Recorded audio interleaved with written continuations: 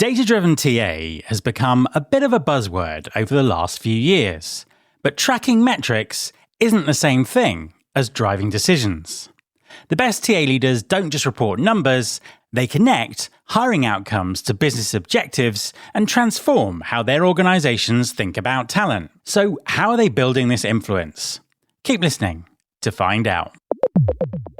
Support for this podcast comes from Smart Recruiters. Are you looking to supercharge your hiring? Meet Winston, Smart Recruiters' AI-powered companion. I've had a demo of Winston. The capabilities are extremely powerful, and it's been crafted to elevate hiring to a whole new level. This AI sidekick goes beyond the usual assistant, handling all the time-consuming admin work so you can focus on connecting with top talent and making better hiring decisions. From screening candidates to scheduling interviews, Winston manages it all with AI precision, keeping the hiring process fast, smart, and effective. Head over to smartrecruiters.com and see how Winston can deliver superhuman results. There's been more of scientific discovery, more of technical advancement and material progress in your lifetime and mine than in all the ages of history.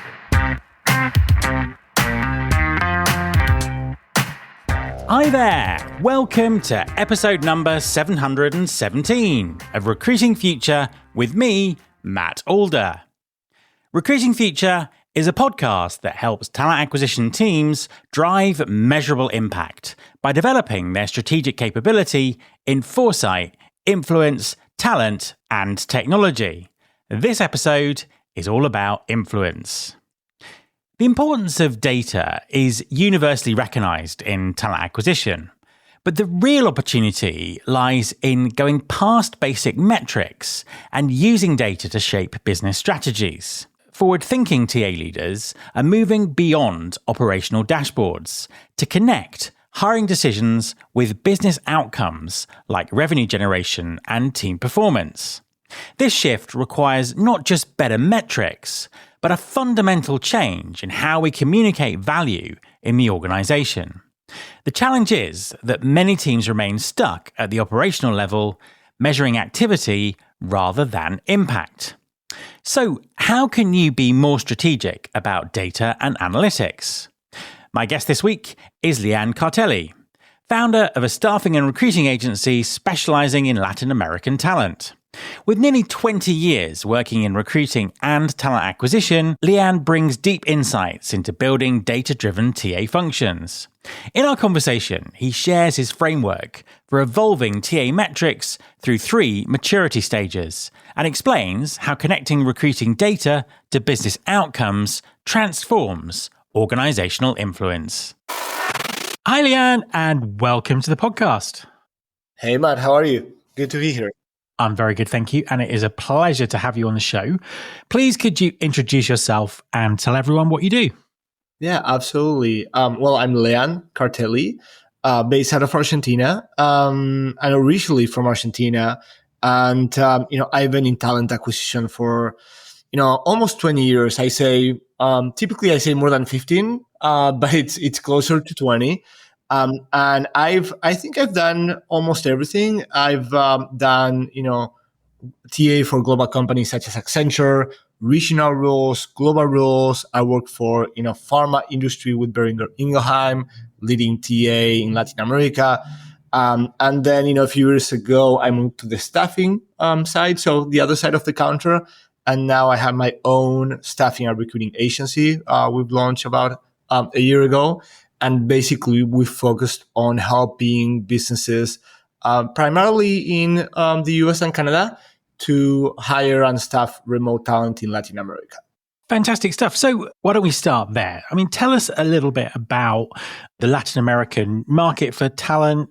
What are the challenges that you see there? And how does it compare to other regions that you've worked in and recruited in?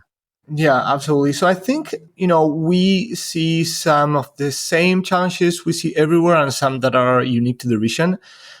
So first, we definitely see a bit of a skill gap when it comes to some of the emerging techs, like AI, cloud. The region tends to be a bit behind the curve.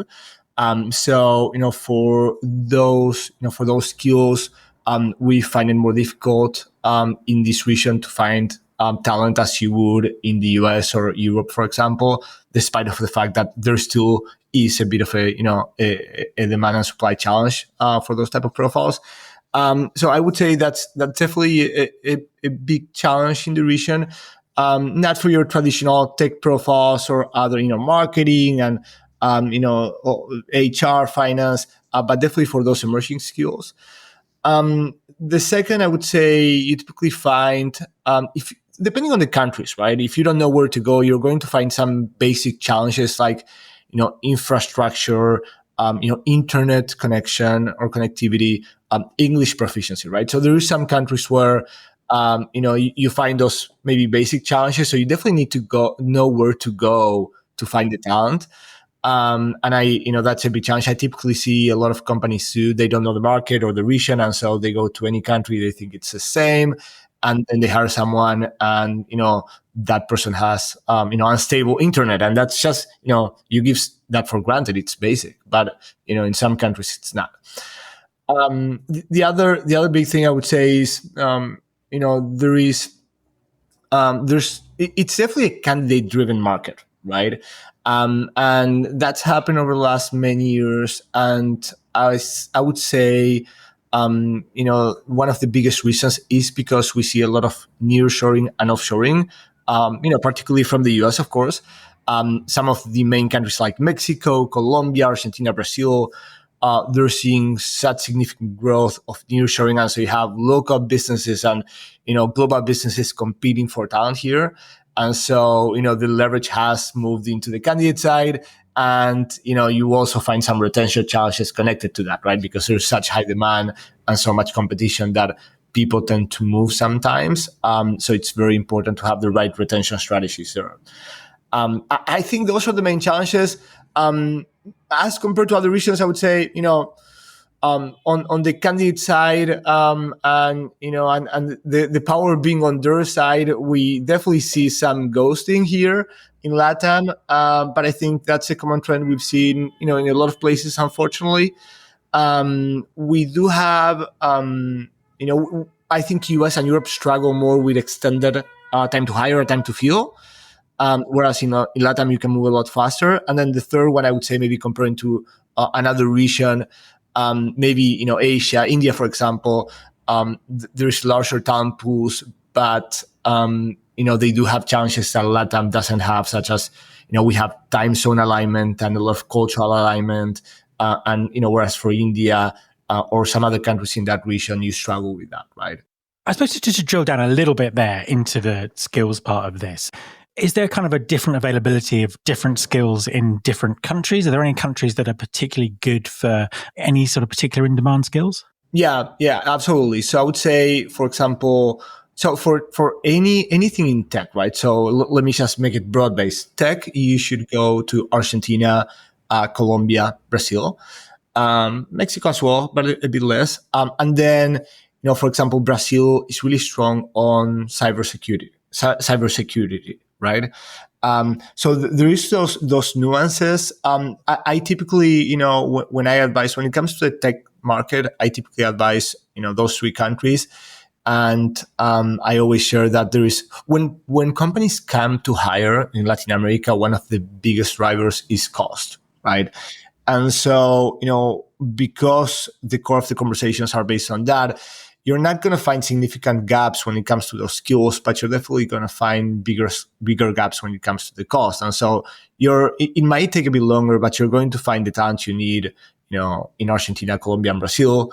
But it's going to be more cost efficient in Colombia and Argentina, for example. Then I would say,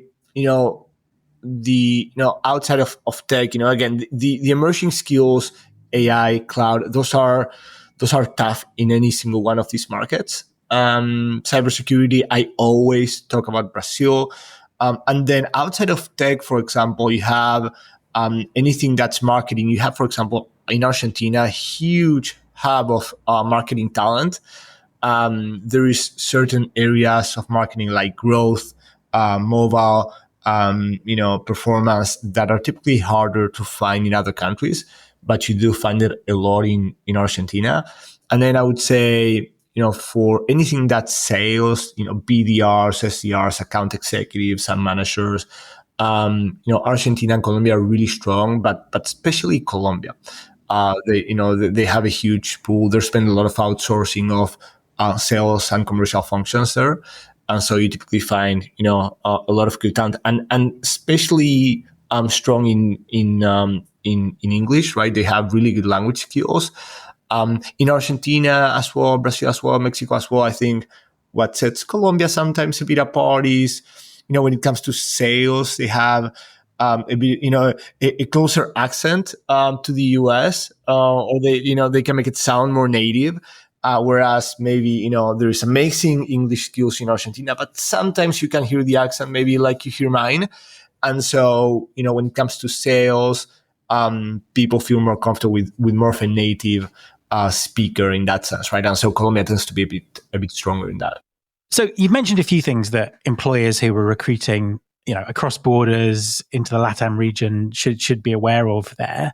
What other advice would you give to people who are looking to kind of, recruit across borders? Yeah, I think there's four or five things, and for this one, Matt, I'll try to keep it short and sweet, right? To make sure that I give all of this advice. So the first one is, I would say, invest in local intelligence, right? So we talked about the difference in each country, right? So make sure that you understand that, right? The culture, the educational system, the compensation, understanding local, the region and local markets, it's going to help understand, where you need to go. I think that's number one. I think connected to that, number two is maybe start with staffing. That's going to make it easier to make the move.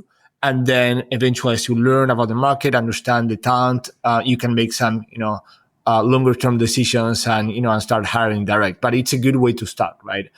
Then I would say prioritize time zone and language skills. That's definitely going to boost productivity. It's going to boost integration. It's going to enable better collaboration. And so I definitely think that's a priority when thinking about, recruiting cross borders and offshoring. And then the last two, I think a lot of times when companies think about offshoring or, recruiting cross borders, there are many times thinking about, well, it's going to be super cheap and super easy and just, I'm going to save a lot of money, which yes, of course, but making sure that, that you do have a competitive compensation, that you offer benefits, that you consider, that you're not just saving money, but, you're giving people opportunities and ensure that those opportunities are really good. It's going to help you find the best talent, and it's going to have a really big impact to your business. And so, just making sure that what you offer is competitive, especially in terms of the local market, right? Because and that connects to having the local intelligence, and then making sure that you offer upskilling opportunities, growth, right? That's going to also help retain people. Because if not, you're going to hire someone cross borders, they're going to leave after 6 months or 12 months. You're going to have a big problem there because, of course, it's a big investment in many senses. And so making sure that you give those opportunities to talent, even if it's cross borders, and invest in integrating them in the organization, and making sure that they feel part of your company. That's going to have a huge impact in their performance and their tenure and the value they add, right? And so I think they're just, part of the organization as much as anyone, only that they're sitting somewhere else. And, and having that understanding and making that investment is going to have a big impact in, the results that you have.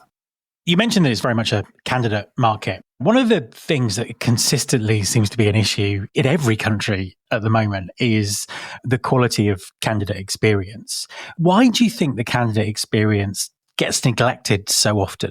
It's crazy, right? And I still, to be honest, I feel as an industry, we've been talking about this for so many years, and it's still a problem. But I still, I believe there's a couple of things that we've seen consistently over the last many years, and that hasn't changed, right? And I think there's probably 3 or 4 things that are the main drivers for this. One, I think, TA teams got used to, unfortunately, to operate with lack of the right resources or bandwidth, right? Recruiters tend to be stretched super thin, manage a super high volume of requisitions. We typically see that, and we saw that, during and after the pandemic, right? When you see organizations move to, to challenging times, typically you see a freeze in hiring or even decreasing volume. The first thing that that is done is they shrink down teams, and then when you see demand spike, they need to rehire. And so those cycles tend to hurt TA teams a lot, and you never have the right capabilities. And even through those processes, then organizations try to capture efficiencies and optimization, which is great.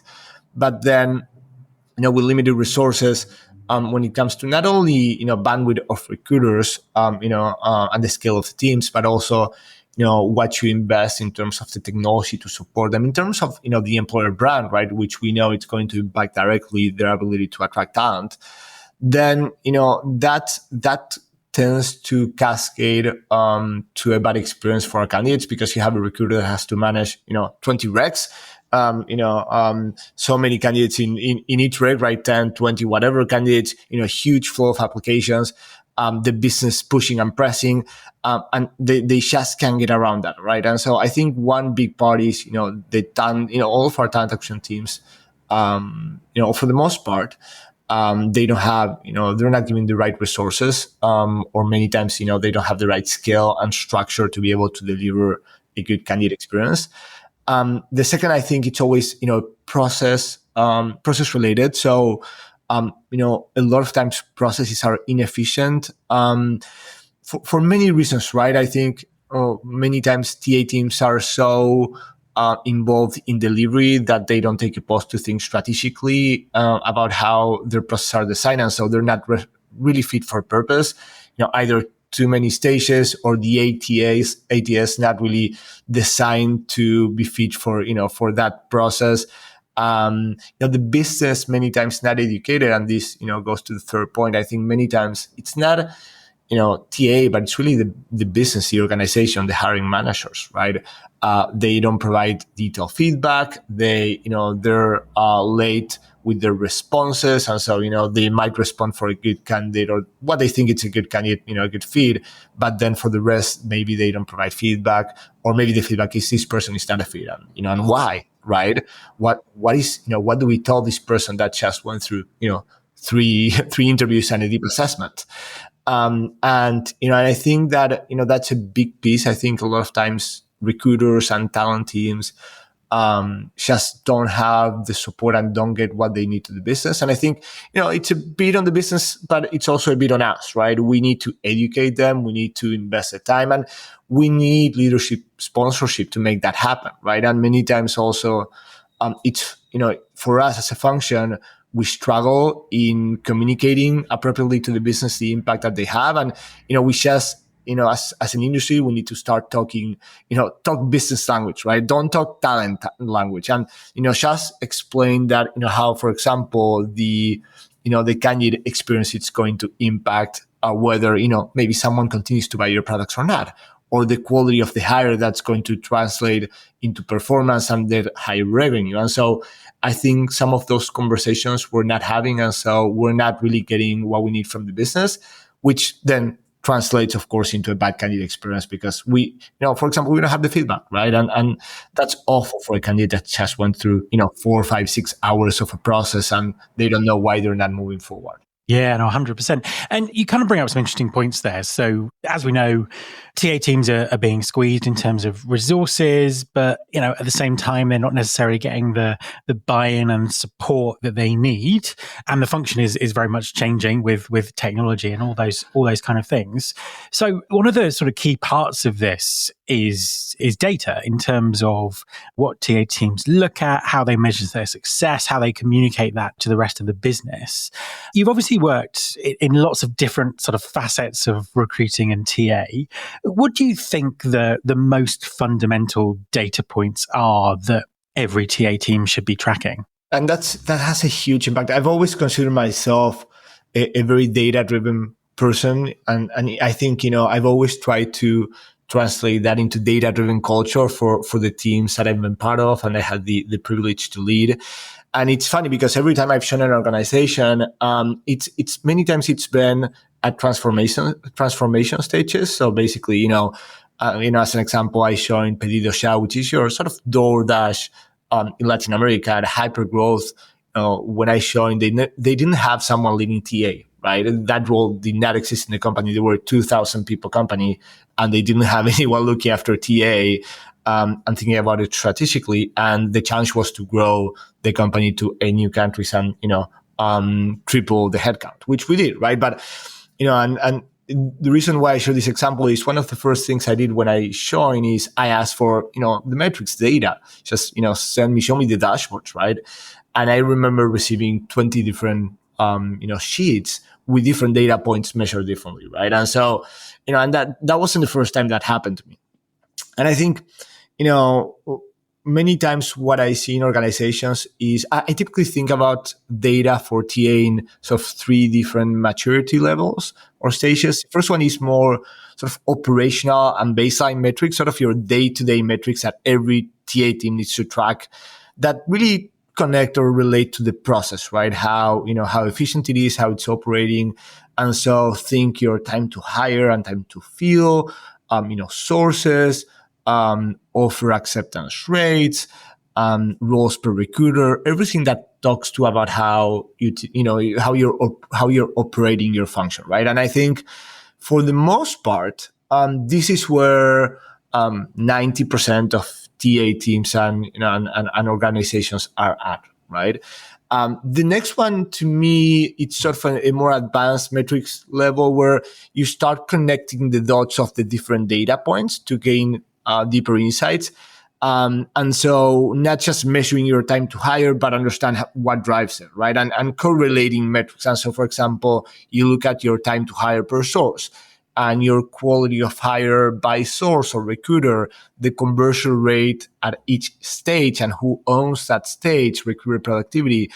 At this stage, sometimes I've had this argument with some people in the industry, candidate experience, onboarding satisfaction when it's part of, the TA, which in some organizations is, in others it's not, hiring manager experience. Those are metrics that, some would say it's on the first one, right? It's on operational. I think it tends to be, on this one because it goes a layer deeper than just how you operate and execute, but it really gives you insights on what you're achieving with that. But, it could be here or there, but it's definitely part of these, these first 2 stages. And then I think the last one, this is where, sort of the more impact and strategic metrics. And this is where it connects to the previous question and conversation we were having around how we should talk with the business, right? And so this is where we start connecting the, recruiting and talent action metrics with the broader talent journey and also with business impact. And so, we can talk about the candidate experience and how that impacts engagement, tenure, performance, and then, of course, connect that to revenue generation, with growth and promotion velocity and rates, and we can connect that with the source of the candidates, and where they're coming from, if they're referrals or we're actively hunting them. So I think this is more, more of that strategic layer of data that this is really where we need to get to be able to influence the business. And have them, make them invest the time and have also leadership sponsor some of these conversations. And this is where, many times we're not at or we don't get to because we can't get to this point if we didn't go through, through the operational metrics first and, the more advanced ones. Second, you need to go through that entire journey and that can take time, right? Because you need to adjust processes and you need to do a lot of different things together. But I think, many organizations are, for the most part, at stage 1, sometimes at stage 2, but but for the most part, they never get to stage 3, which is where you have the right data and insights to influence the business. With the kind of the advent and adoption of AI, one of the things that doesn't get talked about enough is just how important data is within that. So those organizations that are in that kind of third stage are going to have a huge advantage when they sort of apply AI technologies to some of the aspects of what they do. I suppose on that point, what impact do you think AI is going to have on jobs and careers in recruiting? Yeah, it's such a I think it's such a big question nowadays and so hard to answer. And I've been thinking about this. I think like everyone in the industry, right? And so it's I think on the one side, I think it connects to something we mentioned before, where we typically see TA teams not having enough resources, and so what I'm seeing, nowadays a lot is, the argument that with AI teams should be more efficient, and so we reduce, the scale of our team. So we ask recruiters to manage a higher volume of open roles, but then we're not strategically designing how they should incorporate AI in their execution. So I think, a couple of things we're going to see very early on is, some of that pain as we go through the transition. Then I do see, and we've all seen it, a big I would say adoption in AI for the operational tasks. So we're seeing a lot of automated screening and and hunting, a lot of assessment with AI, some tools that manage candidate experience, which is great. And so we're seeing some of that early on, and and I think one of the things that I'm noticing, and I'm honestly concerned about it in our industry, is that typically for large organizations, you used to have the TA operations team, and you could call it operations, depending on the organization, maybe had different name, but the teams that would support the operational task, would either focus on interview scheduling, on updating ATSs, on making sure data quality was right. Sometimes they did some sourcing as well, but sometimes you also had a separate sourcing team. So depending on on your structural design, you had those layers on or those teams within the TAA function, and AI is coming in to basically take over all of that. Those are the things that AI is taking over first, and what you typically saw in those teams were, they were an entry gate to talent acquisition, right? The, more junior people that, came out of university or, came to do an internship, they went to those teams, right? Because it was, maybe less complex task, less exposure to, to business stakeholders. And it was the first step to really getting involved in talent acquisition.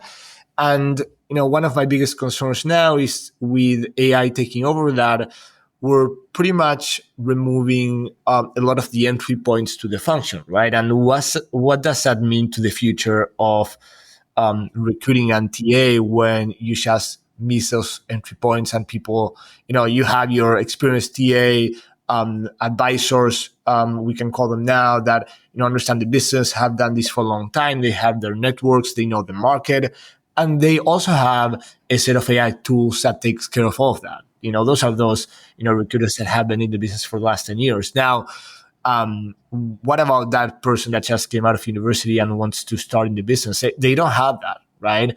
And they also don't have the show that, where before they would support that individual, that experienced talent advisor in scheduling interviews and learn from them. And so I think one of the biggest concerns that I have is, entry points are disappearing for the TA function, which, by the way, is also going to impact HR in general, because TA tends also to be an entry door for HR, right? You see a lot of TA professionals going to some other, roles like people partners and talent development, so on and so forward.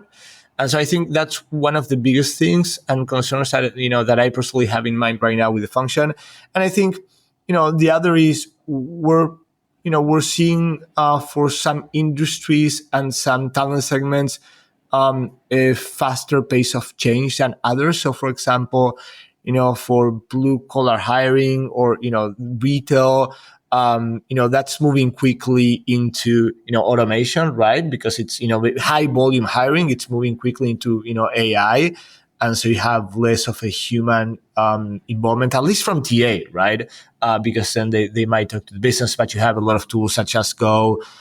You post a job, you get 500 applications, AI screens them, and they send the top 10 candidates to the hiring manager. And so you don't need a recruiter there anymore. It's different with white collar, and even less with executive roles where you need to build that that relationship, and it's a different process altogether. But I do see a bit of a takeover in those talent segments and those industries. I guess eventually I heard, I think I don't want to I don't remember who it was exactly, but someone from either Google or OpenAI saying that AI right now was operating at the level of an intern, right?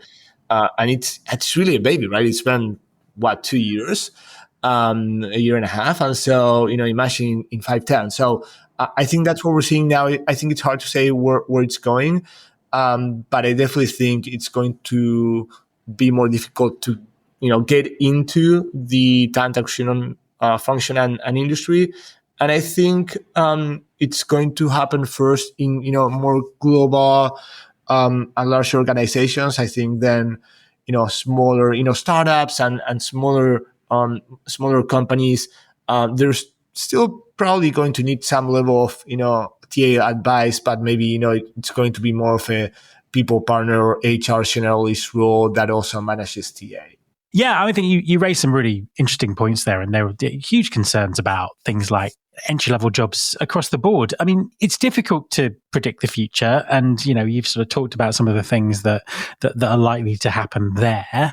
But where do you think this is going to end up, or where do you hope this is going to end up? What do you think the recruiting experience will look like in a few years' time? Yeah, so I think there's two ways to answer that, right? So let me start with where I hope it will end up. And I think, where I hope it's going to end up is with a blend of AI and human touch, right? I've always been a strong believer and also a supporter in this industry of the importance of providing candidates with a positive experience. And I think creating that optimizing through AI and simplifying the process, that's going to happen. And ideally, we're going to give our TA industry and recruiters and TA professionals the tools to definitely be more efficient and optimize their time, and maybe even work a few less hours every day, but also have them involved in the process, right? Be that human that's accompanying and supporting candidates through their experience. Because at the end of the day, when people make we're in the industry where we support individuals to make one of the biggest decisions in their life, which is either taking a new job or or starting a new career. And so I think having a person in that process is super important. It makes a difference. And so my aspiration and what I hope it will be is a mix of human touch supported by AI, where people feel that they have a person on the other side that's right there with them, and also the business has a person that can advise them and guide them, and and on the TA side, and and I think with a function that's broader than just talent acquisition, I think this is going to make us make a change towards something that we've been talking a lot about, which is moving from silos, talent acquisition, talent development, different silos for talent, and just having a broader talent function, right? And so we're going to have those talent advisors that, that work with the business, not only telling them, how they and why they should make one hiring decision and understand the market, but also, connect that with their team and the current gaps that they have, and the add cultural value that they need to go after in the market. And so I think, we're going to see that talent advisor that goes from acquisition to eventually exit of people in a company. That's the aspiration, I would say. Yeah. Leanne, thank you very much for joining me. Thank you, Matt. It was great. Thank you. I appreciate it. My thanks to Leanne. You can follow this podcast on Apple Podcasts, on Spotify, or wherever you get your podcasts. You can search all the past episodes at recruitingfuture.com. On that site, you can also subscribe to our weekly newsletter, Recruiting Future Feast, and get the inside track on everything that's coming up on the show. Thanks very much for listening. I'll be back next time, and I hope you'll join me.